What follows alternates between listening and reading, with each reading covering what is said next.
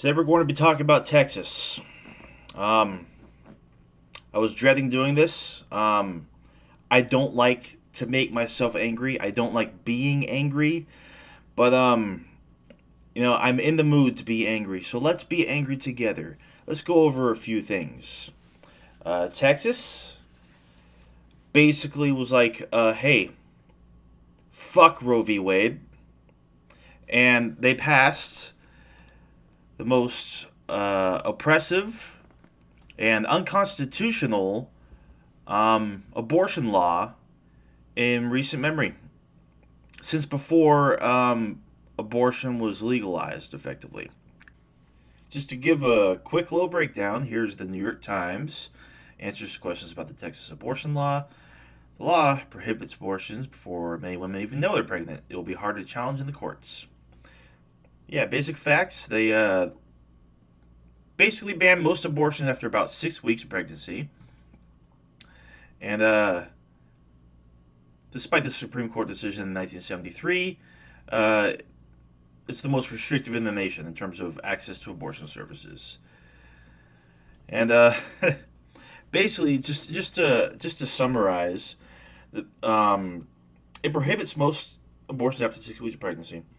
Patients cannot be sued, but doctors, staff, and even a patient's Uber driver are potential defendants. Lyft and Uber just announced they would pay the legal fees for drivers sued under the new Texas law. This means whoever's involved, whoever was aware, they can be involved in the case. Plaintiffs need not have a connection or show injury. They're entitled to $10,000 and their legal fees if they win. Defendants are not entitled to legal fees. The law makes no exceptions for pregnancies resulting from incest or rape. I want to give a fair warning to everybody before we dig deeper into this, because we're going to go over a series of tweets, a tweet thread, if you will, of very disturbing and just gut-wrenching stories from women that are affected by the choice of abortion and not knowing that they're pregnant, and how insane this is. Most women don't even know that they're pregnant before 6 weeks. With each passing day, it's just more and more disbelief that this is actually a thing. And it's like, there are people, particularly conservatives, that are like, oh, well, just don't have sex. Okay. Yeah, don't engage in the act that we are biologically driven to engage in. People are going to fuck. Period. End of story. This is going to drastically affect poorer people. Because even before abortion was legalized, people went out of the country. Wealthier people, if you had a little bit of money, you can go outside the country and you can get an abortion. If you don't feel like you can take on another child, that's fine. So where was the Supreme Court? The Supreme Court did exactly what many people on the left who actually understands the implications of total Republican control, they declined to block the Texas 6-week abortion ban. 5-4, with the 3 liberal justices and the Chief Justice John Roberts in dissent. So all the leftists and liberals that were making the case for voting for Hillary Clinton over Donald Trump back then, all of them are vindicated because they were 100% correct. Unlike this guy, I think the guy that I just made a giant project about. I just kind of showed you how you're wrong about all this stuff, and you're voting out of fear again.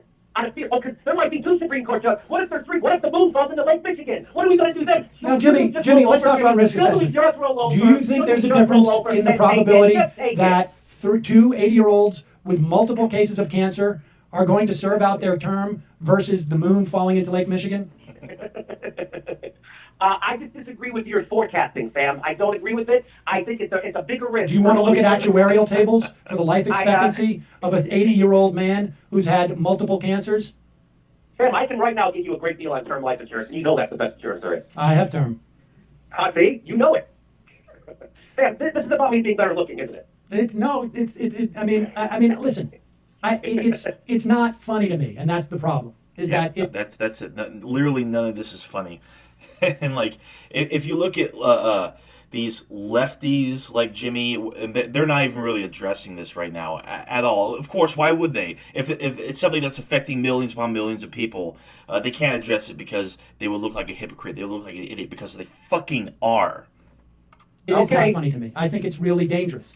What is dangerous? That people vote their conscience? No, I think what's dangerous is, honestly, is using your platform and espousing fantastical notions that I think that could be really detrimental to the lives of literally millions of people. Did you say this about? Yeah, completely fucking correct. And sorry, I have my mic unmuted right there so you can pick up the desktop speakers. My bad. People voting with your conscience, bullshit. That's not a thing anymore. Voting is a tool to ensure the least harmful option possible. That's electoralism in a nutshell. You can't, especially in America, the two-party duopoly. It's bogus. There's no third-party viability. There's no ranked choice voting. The biggest argument that there was for Hillary Clinton, because she was a god-awful candidate, was exactly what we're seeing play out right now. 15 million women in Texas, if they get pregnant, they're forced by the state, by the government, to carry that pregnancy the full term. Not sure if Biden can do anything about it, but at least everybody's focus is taken away from Afghanistan, right? Don't get me wrong. I'm happy we're out. That's a whole. I'm not gonna get into a whole tangent about that. But this right here, what has happened in Texas, totally validates the harm reduction argument, because Trump was able to pick 3 Supreme Court justices, making it a 6-3 conservative majority. And you know what? Texas will not be the last state that enacts such a strict and harsh law on abortion. In fact, I'm reminded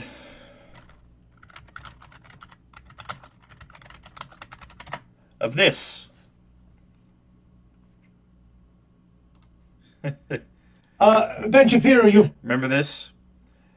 Andrew Neil, hardcore conservative, shamed this little boy right here. He didn't shame, but he was like, there are some states in America that would ban, are looking to maybe ban abortion 6 weeks into the pregnancy of a woman, and most women don't know that they're pregnant after that. Like, and Andrew Neil was just like, is that really like the values that conservatives uphold?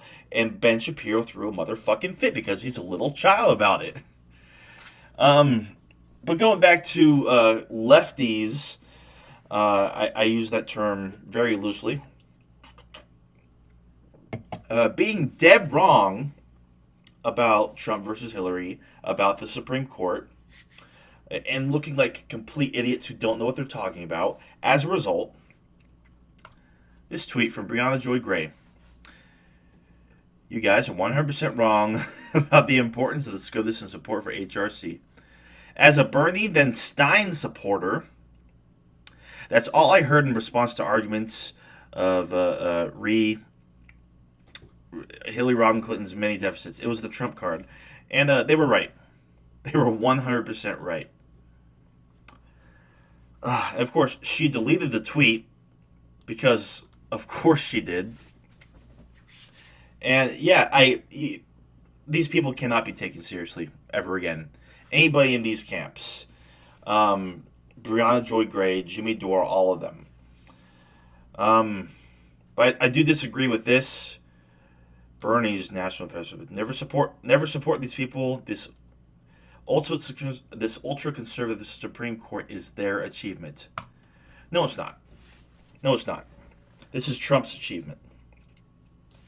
Sure, you can argue that Jimmy Dore and Briahna Joy Gray and their ilk were responsible in influencing a lot of progressives at the time into, not voting for Hillary over Trump, despite, in hindsight, her obviously being the better option.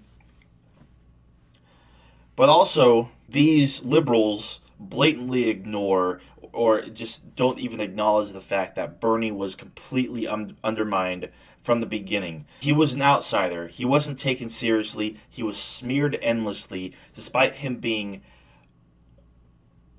unquestionably the better candidate during the Democratic primaries. Without a doubt in my mind, he would have beaten Trump. None of this, we wouldn't have had to deal with none of this if he actually became the president.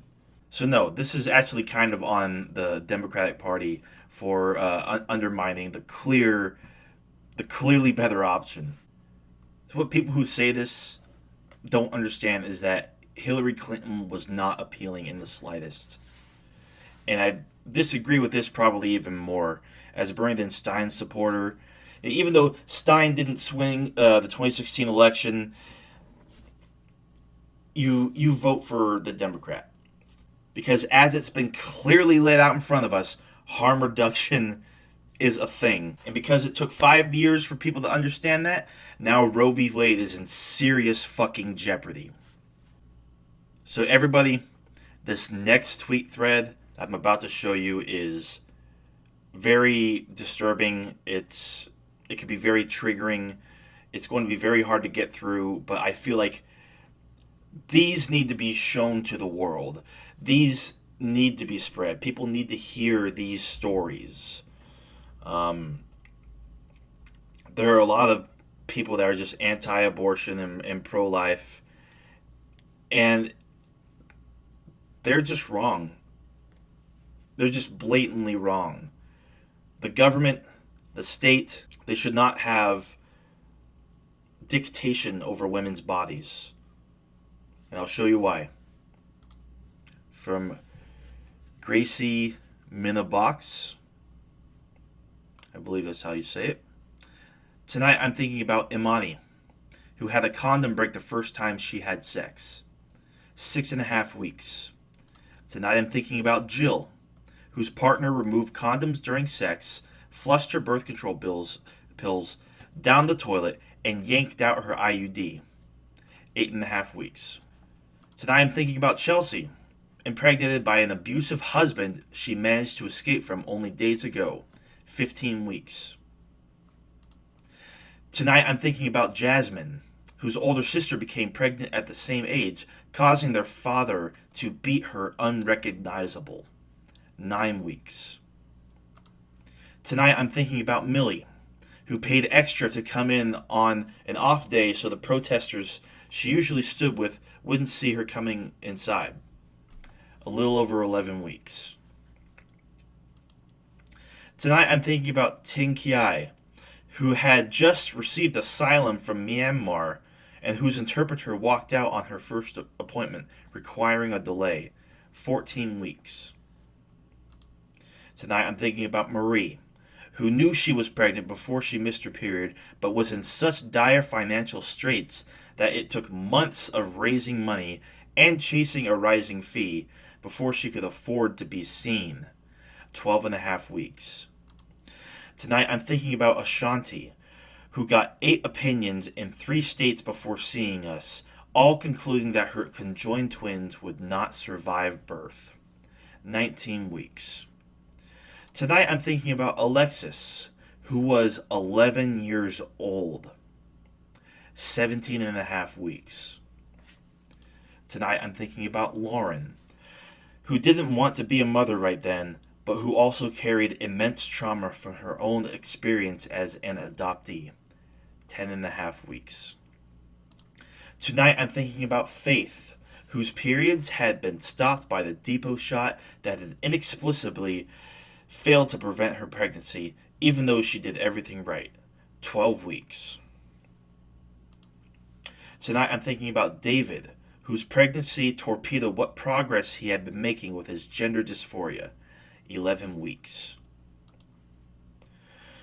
Tonight I'm thinking about Roberta, who asked me how how often she'd probably need to change her pad because she lived in a car and needed to find a public bathroom.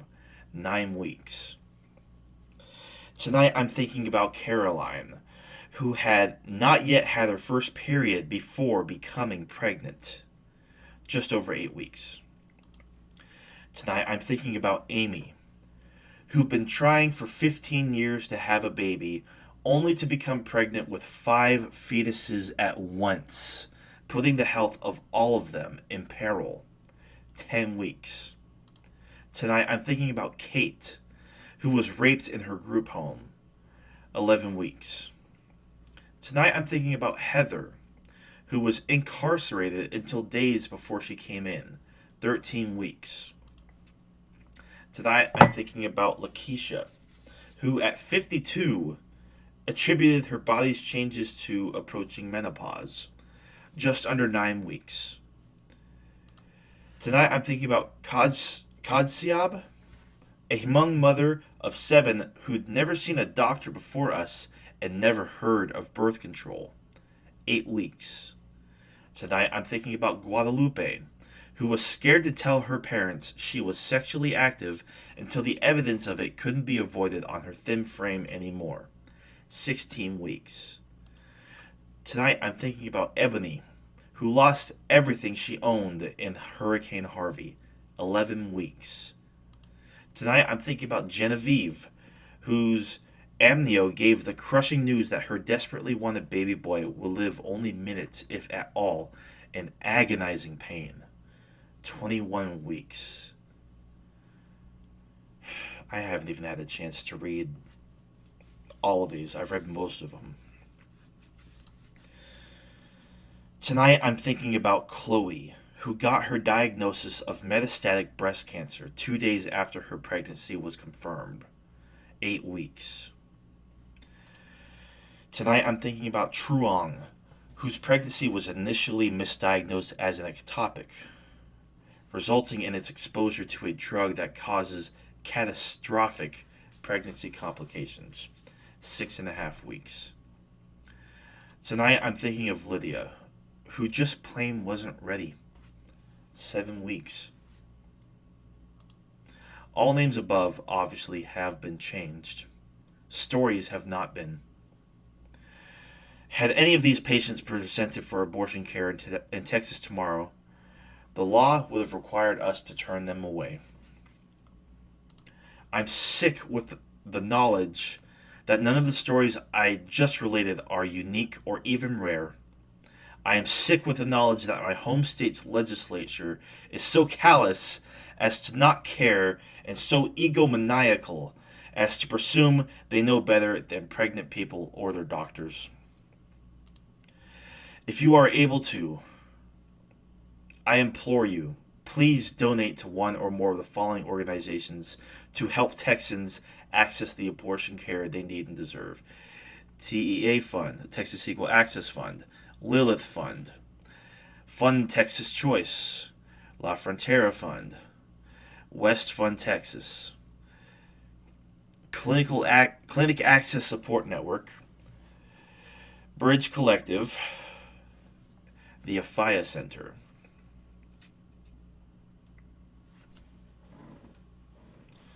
So it's a lot to take in. This can't be ignored. I have a personal story. I don't really feel comfortable talking about it openly, but this whole situation just kind of hits home.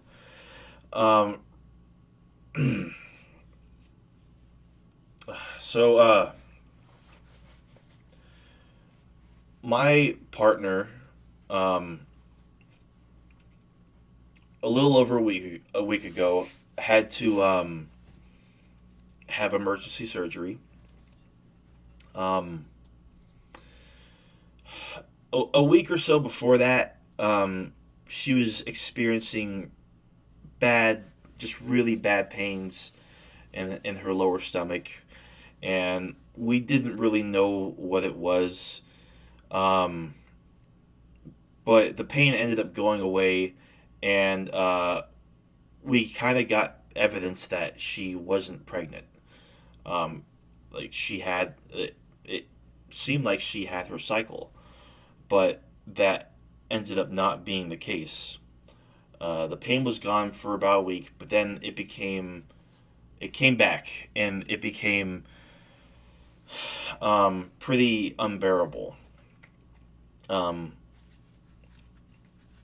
she's in between jobs, and she's finally just about to start two new ones, and she's real excited about it, but she has to leave work early. It's like her second day, and she has to drive herself to the emergency room. Um, she had an appointment with, I believe, a gynecologist, and I think they did some X-rays, and they basically told her you need to get to the emergency room right away.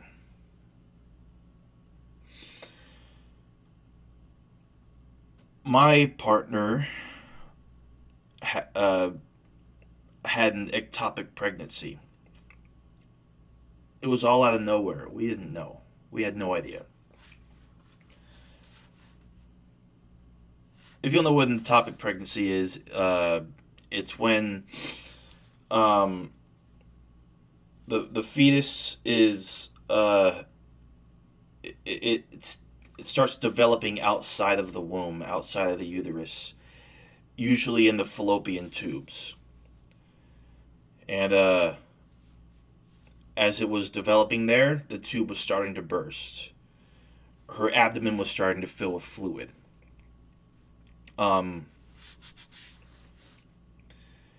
it could have been very bad. If she waited any longer, it could have been really bad. She was basically bleeding internally. She had to have emergency surgery to get it removed and to get the tube removed as well. And she's still in a whole bunch of pain from it. They had to cut her open, and it was just such a traumatic experience for both of us, really, because there was a period in time where we were just in limbo. I was, especially because I just had a really, really bad gut feeling that she wasn't going to make it.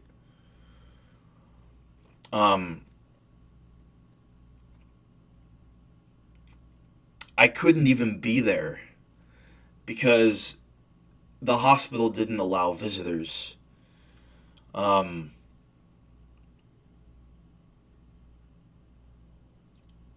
because all the ICUs and everything, they were filled to the brim with fucking unvaccinated COVID patients.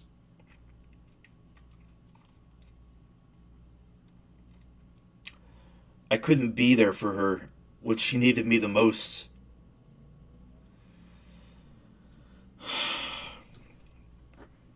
So I'm curious. Texas, what about miscarriages? What about ectopic pregnancies? You know, while this is extremely depressing, extremely disturbing, um, at the same time, people are pushing back. Uh, Obviously, people aren't going to stand for this, despite the nature of the bill and how it's written, how sick it is. It's vile. Basically, incentivizing people to turn on one another, to turn each other in, to weaponize a bill. It's unthinkable. It's fucking evil. I don't give a fuck what you think about abortion. If you're conservative, this is literally like you can't get more big government than this.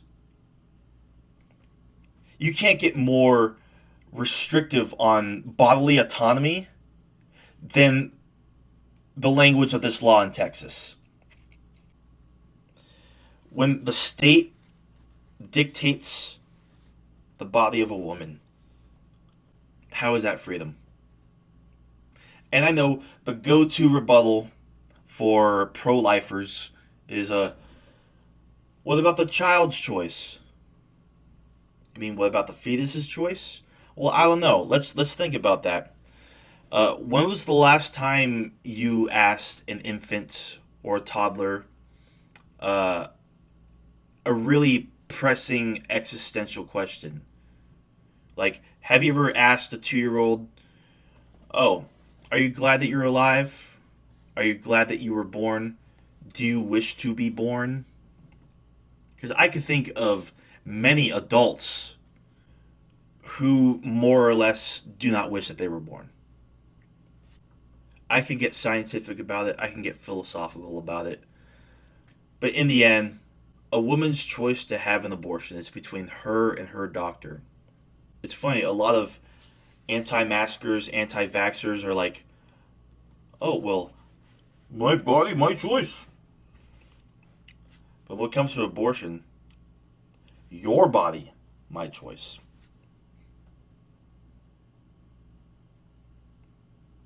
I mean, that's it, right?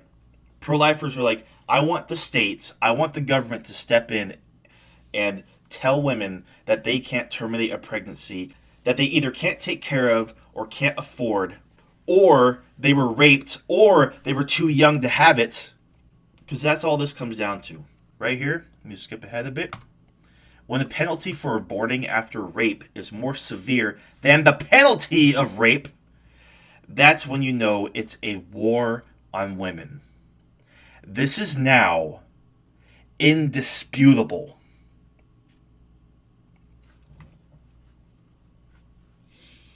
I did say that people were pushing back. TikTok activists unleashes spam attack on Texas abortion reporting site. So there's a website that Texas put up where abortion opponents can inform on anyone who helps people in Texas get abortions after 6 weeks of pregnancy. So it was basically a tip line, and people are flooding Texas Right to Life site with things like Shrek porn. I'm so fucking proud of every single one of you. Shrek is love, Shrek is life. God damn it. This is doing God's work, if there was a God.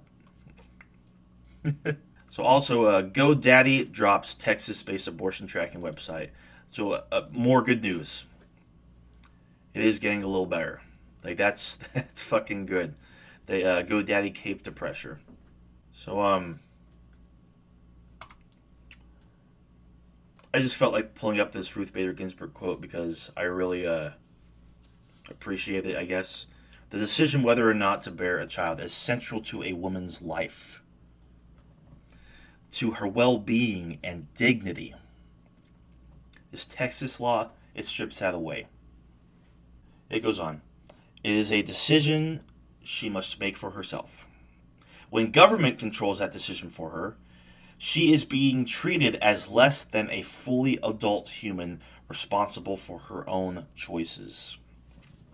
So I'll wrap this up with the greatest comedian of all time. The absolute best. I would recommend going on YouTube and watching the full 7.5 minute clip on abortion that he does. It's a great routine. George Carlin, one of the absolute best. This little clip I'm about to show you, it's not even the full thing. There's so many great lines in it, so many great points. Let's take a listen.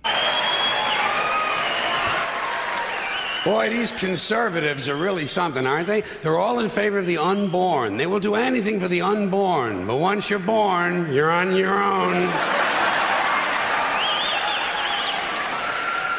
Pro-life conservatives are obsessed with the fetus from conception to 9 months. After that, they don't want to know about you. They don't want to hear from you. No, nothing. No neonatal care, no daycare, no Head Start, no school lunch, no food stamps, no welfare, no nothing. If you're pre-born, you're fine. If you're preschool, you're fucked. You're fucked.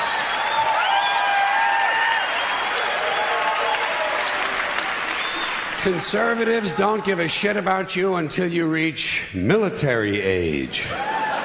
Then they think you are just fine, just what they've been looking for. Conservatives want live babies so they can raise them to be dead soldiers.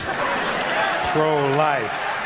Pro-life. These people aren't pro-life, they're killing doctors. What kind of pro-life is that? What, they'll do anything they can to save a fetus, but if it grows up to be a doctor, they just might have to kill it? They're not pro-life. You know what they are? They're anti-woman. Simple as it gets. Anti-woman. They don't like them. They don't like women. They believe a woman's primary role is to function as a broodmare for the state. Pro-life. Absolutely. Yeah, that's Texas in a nutshell right now. Anti-woman, you have to be a broodmare for the state. You have to keep on pumping out children. Against your will, mind you. Even if you can't afford it, even if it was an accident, no matter what your story is, even if you were raped, even if you were a victim of incest, even if your own health is in jeopardy and you could die. But yeah, George Carlin is absolutely brilliant. He's one of my favorite humans ever. So thank you everybody for tuning in again. I really appreciate the feedback on my giant Jimmy Dore project. I got a conversation coming up hopefully soon with one Colby Matthey, a political science major from UC Merced. We've talked before. Got a lot of stuff coming up. Some tier lists. And perhaps a series of me going over my old videos, like my old videos on my previous YouTube channel from a few years back. So if you guys could like, comment, subscribe. If you have a story that relates to the topic of this video, feel free to share it down in the comments below. Or you can send me a tweet. I'm on Twitter at statelesspatry2. Thank you, and I'll see you all in the next one.